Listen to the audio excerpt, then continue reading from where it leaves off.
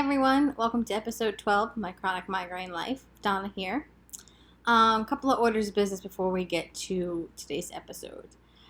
June is Migraine Awareness Month, Migraine Headache Disorders Awareness Month. On June 21st, if anyone who knows someone with a migraine, has a migraine, loves someone with a headache disorder, takes a selfie of them wearing sunglasses and use the hashtag MHAM to show your support, that would be greatly appreciated. I've also read online some people are putting on purple lights outside their house or changing the bulb and taking a picture of it. Purple is the national color for migraine support, and people are taking pictures and promoting it on social media just to put a spotlight, as it were, on migraines and headache disorders in general. While it might seem like an obvious thing, migraine disorders, headache disorders, were listed by the World Health Organization as one of the 10 most disabilitating illnesses around. And the impact of that, it affects women more than men, 2 to 1. About 37 million people in the United States, men, women, and children. Children can get them too, suffer from them. Actually, animals have migraines too, funny fact. And the ramifications of them, what it does to your life, career, are endless. The financial, the emotional, the physical. Doesn't seem to be an end to the pain that migraines cause, especially when you have them chronically. Chronic migraine is defined as having a headache 15 or more days a month. Typically, it's the same headache over and over again, meaning that there's no break from the pain. It's all in a row. That's where preventative medicine would really come in. Unfortunately, our government has not really had a lot of money for lobbying or research. So the drugs that we take and the things that we do are just happy accidents. They were created for other diseases, other illnesses, and, maybe a side effect was preventing or treating migraines, and so that's why we take those drugs. I took lots of them for 10 years, and finally, proud to say that I am preventative daily free. I don't take any daily preventative medications to treat my migraines. I'm currently only on a regimen that includes Botox every 3 months. If you've seen episode 6, my Botox special, you'll know what that details for me. And when need be, I do have an anti-inflammatory I can use, and I do have a pain pill, but I try not to take it if I don't have to, and I don't, thankfully, usually have to. So I've gathered you here today because I want to talk about how I found my neurologist. So the first line of defense in any illness, and treating it and getting better and gaining information, is your doctor. Patient advocacy, self-advocacy is crucial. Crucial. The relationship you have with the doctor, the ability to ask whatever you need to ask and act however you need to act, and to be honest. You always have to be honest with any physician, because no matter what you're afraid they're going to say, if they don't have all the facts, they can't really help you. And it is their goal to help you, ultimately, most people. I'm not from the school of people that don't want to inconvenience a doctor or have a fear of asking too many questions or the wrong questions. I want to know point blank what I need to know. And I'm not a person that's typically afraid to ask those questions, but especially a lot of doctors give off a vibe, that they're too good or they're too busy. And if you sat in any doctor's office and waited for them, everybody else got their turn. It's my turn now, and I need to know what I need to know. So my neurologist experience dates back to 2009. I saw my first neurologist. My mother had found him. I don't even know why she was going there in the first place or how she heard of him. So I went due to her prompting of my migraines getting worse. I saw him for about 2 years, If you saw episode 7, you learned about my first migraine that I couldn't break. He was my doctor at that time. It was a full year. That was 2010. It's a full year before I got to the neurologist that I am now. My doctor and I have been together since November 2011. And unless... no, I can't think of any reason I would leave her. I always tell her that if she moves, changes jobs, changes states, cities, anything, I'm following her to the ends of the earth and back. So, the 2 years I was with the former neurologist, he was not a headache specialist. He was not a part of a headache center or headache clinic, and that's very important to note. At the time I saw him, of course, I did not know that there was such a thing as a headache specialist. You figure a neurologist deals with the brain, migraines and neurological disorders are part of the brain. It's actually one of the top neurobiological disorders around. So what's the difference? Let me tell you, I'm here to tell you there is a huge, huge difference. I wasn't happy with this doctor. He had very limited office hours. The ability to contact him was few and far between. I had even been hospitalized. I don't know when, but towards the end of our relationship, as it were. I saw him maybe every other month or something. I was hospitalized for my migraines. They gave me opioids, Tylenol, and Benadryl, and an IV. I ended up signing myself out because they did nothing for me. Being in an emergency room, the noise and the signs and the smells was not helping my migraine. I've said it before, I'll say it again. Opioids don't treat migraines. They mask the pain symptoms if it even works for you. 9 times out of 10, it just makes you sicker because of the side effects of the drugs and the fact that you're still in pain from an underlying condition that, of course, opioids aren't treating. I was never one of those people that could get high off an opioid, so I never got addicted to them, thank God, or never really took them long enough to get addicted because I took a couple and was worse off than I had been when I started. I probably would have stayed with him a lot longer, that doctor, had it not been for a simple act of fate. I don't know if you believe in fate. I do, to a degree. There are signs everywhere. I believe that you have to pay close attention to them, and you're not always looking for them because you don't know better. But this is the story of how fate changed the course of my migraine journey. It was 2011. I had a day job back then, and talk about interrupting your life. I mean, however many work days there were, it was 365 days in a year. Of course, not all of those are work days, but I know that I missed over 150 days a year of work for several years due to my illness. One of these particular days I happened to actually show up, and I was on a lunch break, and I was reading Glamour magazine.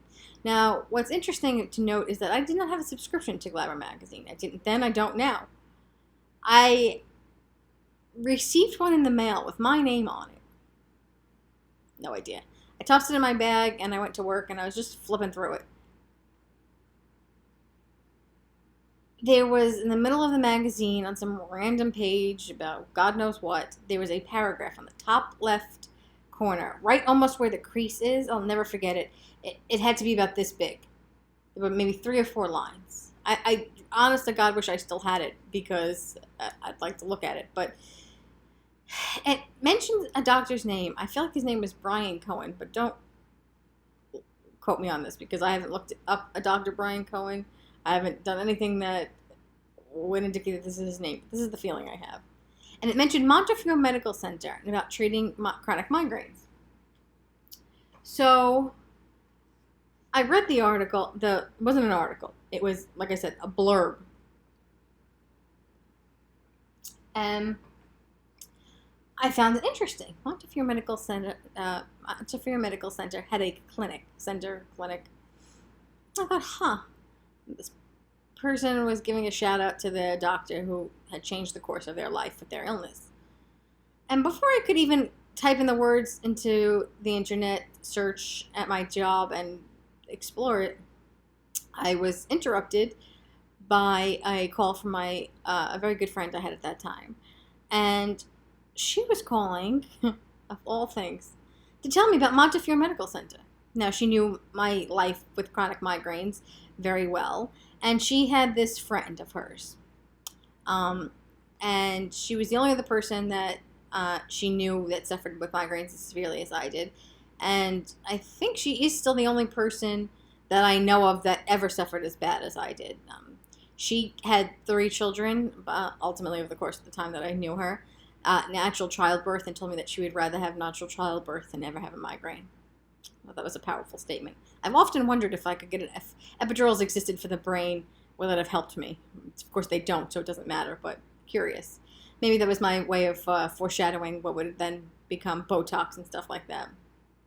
Anyway, my friend is on the phone telling me that she talked to this girl, and she was calling to ask my friend to babysit her child so she could go to Montefiore for her appointment, and I guess ask the details and then relate it to me. I was saying, Donna, I found out about this. Have you ever heard of this place?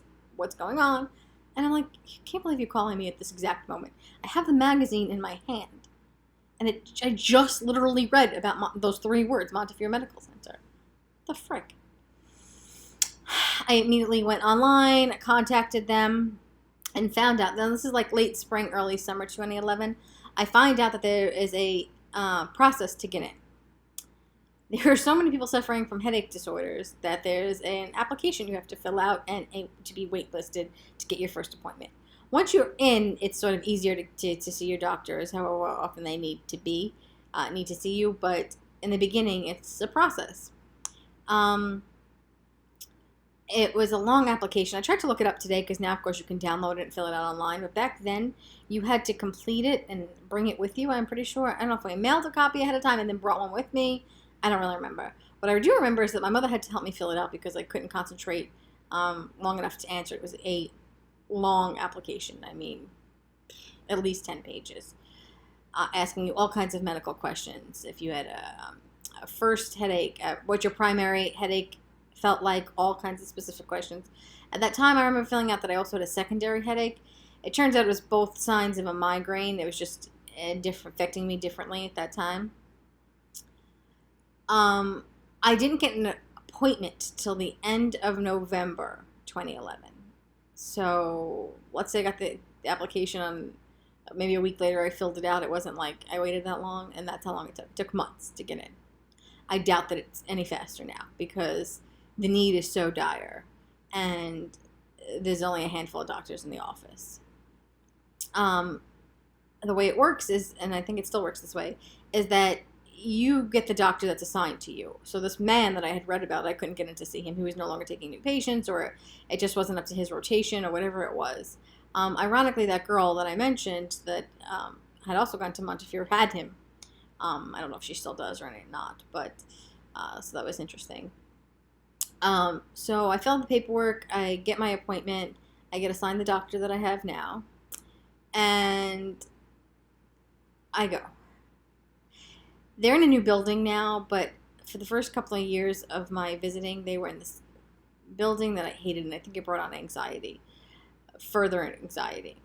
It was always really hot in there, and there was this fucking twitching light in the lobby and then one in the office, in the waiting room. And lights that twitch are like a literal thorn in my fucking head. Like, it triggers headaches, it bothers my eyes. I can spot a twitchy light probably in your house right now. I mean, it's insane. And I hate being hot. I hate sensitive, as I discussed last time. And when you're in pain or nervous or anything, it just makes it worse. And I was one of the scariest days of my life was that first doctor's appointment visit. I went into the room by myself when I was called in. And she was pleasant enough and did a full physical, asked me a ton of questions. I know a large part of it is also like psychological. They ask you a lot of psychological questions and emotional questions. I think they're trying to assess depression and maybe other mental disorders that are either also part of your situation or just your situation. At the end of the conversation, she did diagnose me with chronic migraine disease. Now, there's no test or there's no blood test. There's nothing that they do that specifically says you have this. But I guess it's just evaluation and ruling out other things.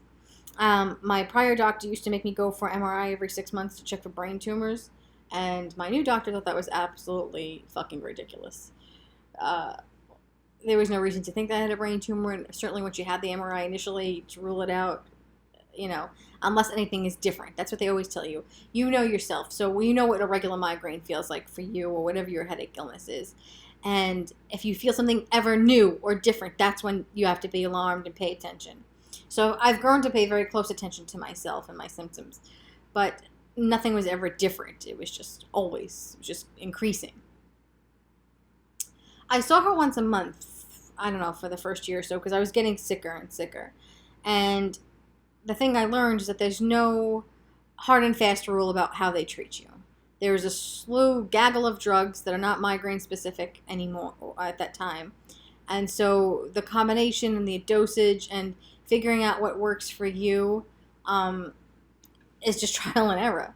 And it took a lot of tries for me to get into a regimen that I stayed on probably for a few years once it actually worked. And then I was able to start weaning off once my head had healed. In the beginning, everything was a trigger because I was just that sick. And I didn't really learn what was affecting me, how it was affecting me, or any of those things. You learn to keep a migraine diary. Migraine diaries for me was just like a research project. I'm very detail-oriented, very research-oriented. So I designed my migraine diary as an Excel spreadsheet that looked like an itinerary to be planning for a vacation.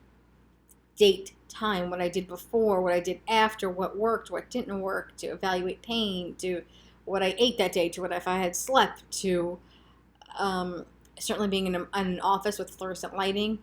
Another no-no, public transportation, the movement, the not getting to sleep when I wanted to sleep, not getting to eat when I wanted to eat, or whatever. Migraine brains love routine. Love it, love it, love it, love it, love it, love it. And it wants to do the same thing, the same way, same time, every day. And when you don't allow your body to do what it wants to do, it fights back. Migraines are always on the verge, and at least they were for me. My nerves were always inflamed, and it's always something that they want. They're always looking for an attack. They're always looking for an excuse to go bananas. And it's your job to keep that at bay. So you have to stay hydrated, you have to stay fed, you have to sleep, you have to do all the things that you would do, but on a timely order. By the time you start to feel the headache coming on, it's too late. You've already fucked up. If it's something that you can control. If it's just coming, it's just coming. But if you know that you haven't drank or you've been hungry and you're like, oh no, I'm going to eat. I always, for this reason, have a water and a cereal bar, granola bar, something in my purse, because I have to control the things you can control. And back to the doctor. I had a nervous breakdown, I'm pretty sure, multiple times that first year or two that I was visiting her. But she was encouraging. She always just had a way about her. And she was stoic emotionally, I thought, in the beginning, and I think I was just a train wreck also. But as we learned each other, she always had a way of calming me down and bringing me back down and saying, Donna, we'll get there. We'll figure it out. There's always something else we can try. There's always something else we can do. And I was just circling the drain. I couldn't have cared less. I couldn't have... The thought that there would be endless possibilities to what I could try was supposed to be a good thing, but for me it was like, how much more before I can get any significant amount of relief? What's really great about my doctor is that she was always up for a phone call. I could call her 95 times. I could do a million things, ask the same question over and over again, and she always answered me. She was always calm. She was always collected. She was never nasty. She was never like, you again? And I'm sure she thought it, but she never said it to me on the phone. When I first left her, not that first day necessarily, but over the course of time, I had sheets. I still have them. I just made her print them out, old ones for me. she had what she called an acute pain plan for me, and then like my daily regimen. So the daily regimen was, of course, all the things I was supposed to take every day. And at the beginning, I was taking medication 3 times a day, morning, noon, and night. And that was long before I was even on Ambien and stuff at night to help me sleep.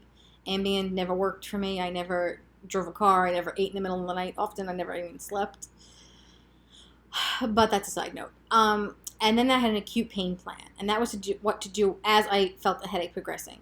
So as it came on, what pill I was supposed to take first, a pain pill. Then if that didn't work, an hour later I could take anti-inflammatory. At one point I was also taking a muscle relaxer. I think I was allowed to take 2 anti-inflammatories, 2 pain pills, Tripans. It's a specific kind of pain pill for migraines.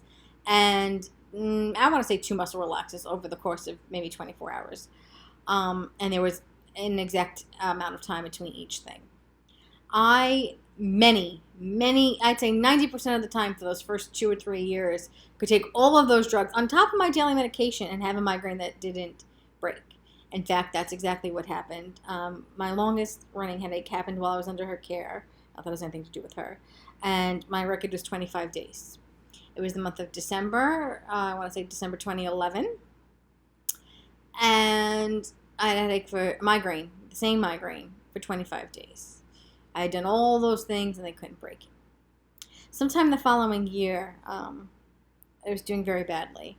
And I guess she wanted to see me once a month, and I don't think I even made it a month. We tried some new drug. I don't know what it was at the time. And finally, it started to break. When I went back to see her, and I was excited to tell her that I was finally feeling some days of a little bit better relief, she just sort of sighed. The relief in her face was palpable, and I was shocked to see such emotion. She said, "Thank God." She said, because really I had nothing. I was running out of things to do. She said, my next step was to put you in the hospital, and I don't know what we were going to do when you got to the hospital or how long you'd have to be there, but that was the next step because we were running out of things to do. And that moment, I went hysterical crying, of course, and she got really choked up, and it was an acknowledgement of there's no patient-doctor boundary. We were in this together, and though she was incredibly knowledgeable and still is, and always up to date on things, and always researching things, and can rattle off a million facts at once, the fear that you have someone's life in your hands, I'm sure, is, and the quality of life is daunting, as it is for me to have to live with it and live by her rule. I also really like that when we're deciding on a course of treatment for myself, I always ask her opinion, obviously, because she's the one that knows better, but she always includes me in the decision and always tells me what my drug choices are, what the effects of them are, which her preference is and why, but she always wants me to make the decision. And putting me in a place of power and control, especially when you have a chronic, invisible illness that takes all of your control away from you, large portion of the time, pain, life choices, all these things, is empowering. She gave me back a sense of power and control. My last visit, I asked, I said, I hadn't really thought about this as I was doing so well and always focused on the future, but now that I'm off daily preventative medications, what if my head started to go awry again? What if I wasn't just managing the way that I am now, just the Botox? And she said, of course that's possible. She has no crystal ball either, but she said, I said I couldn't go through that pill regimen. Like I couldn't do it. It did so many other things to me. And she said, well, you know what? Nowadays there are these injections that are migraine specific. You might have seen the commercials.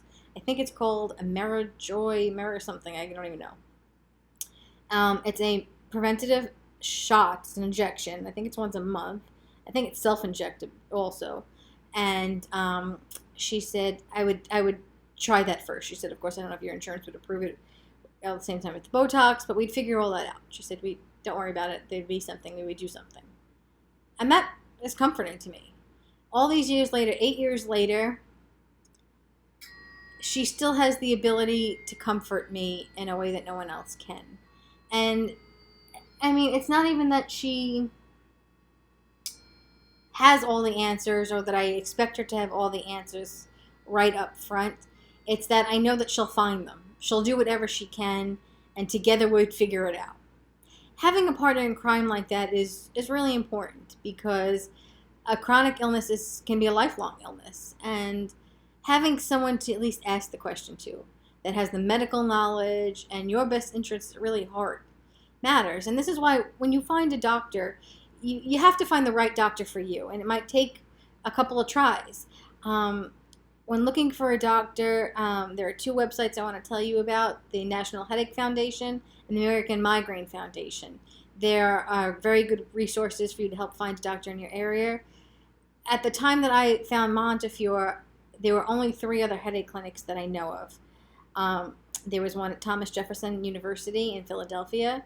There's one at NYU, I believe, and I think also in Cornell, but I'm not 100% sure. That's New York City, tri-state area.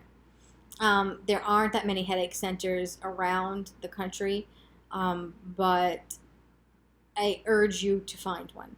Now, I don't pretend to know everything there is to know about migraines or headache disorders or neurologists, but I really want to be very clear. I get asked this question a lot by people or friends of friends. You have to see the right doctor. That is the first step. That is your first line of defense, because nothing else matters. People are like, oh, you get Botox, I'll get Botox. It's not that simple. Getting Botox is probably much easier now than it was when I first started. I had to, as I say, fail a lot of treatment protocols in order to qualify for it. But it's not a cure-all, and it's not and also, even I didn't know how many headache disorders there are, because it's not called a migraine clinic, it's called a headache clinic, headache center. There are numerous headache-related disorders that vary, and you need to get properly diagnosed, because what you think is a migraine might not actually be a migraine, and there's a lot of different things to do. There are supplements you can take, there are pills, there are nutritional things. I mean, there's so many things that need to be weeded out, and everyone is, of course, different and deals with different things, and they need to really assess you as a whole. And if you have other conditions, underlying conditions you might not even know of. That first neurologist, the only good thing he ever did for me was help me find my endocrinologist, a blood doctor. He tested me for thyroid, and it turns out I did have hypothyroidism. My thyroid was always it's always fucked up in some way or another, and I love him. I still see him to this day every 3 months, 6 months. I'm lying. And also another great doctor, a man I can email nowadays with technology, ask a question, for a blood test. I don't feel right, boom, man with a plan. And like test your B12 levels. My B12 levels were no good. I take a supplement now, like you can take magnesium. But I mean, again, everything needs to be prefaced with a physician. You need to never just assume you know what's best, the specifics of what is best for you, and no two situations are ever the same. And so the biggest thing you can learn from me in watching my chronic migraine life is to find the doctor that works for you. Really, it's the most important relationship in your life, because if you don't have your health, you really don't have anything. It's really true. It's a cliche because it's true, I suppose. And so, now when I go to the neurologist, they're in a new building. There is a giant quiet zone sign outside. As soon as I walk into that center, it is ice cold. It's almost pitch black, except where the receptionist sits. It's just a feeling of peace and calm. There are lounges you can relax in. It's really catered to people with headache disorders, because you feel appreciated just as soon as I open the door, because they've already created a climate, an environment that's nurturing to you, and the rest of the world really, really isn't. I went to a conference, I think it was sponsored by the National Headache Foundation in DC in 2015, and just walking into that room was the same feeling I felt when I walk into my neurologist's office.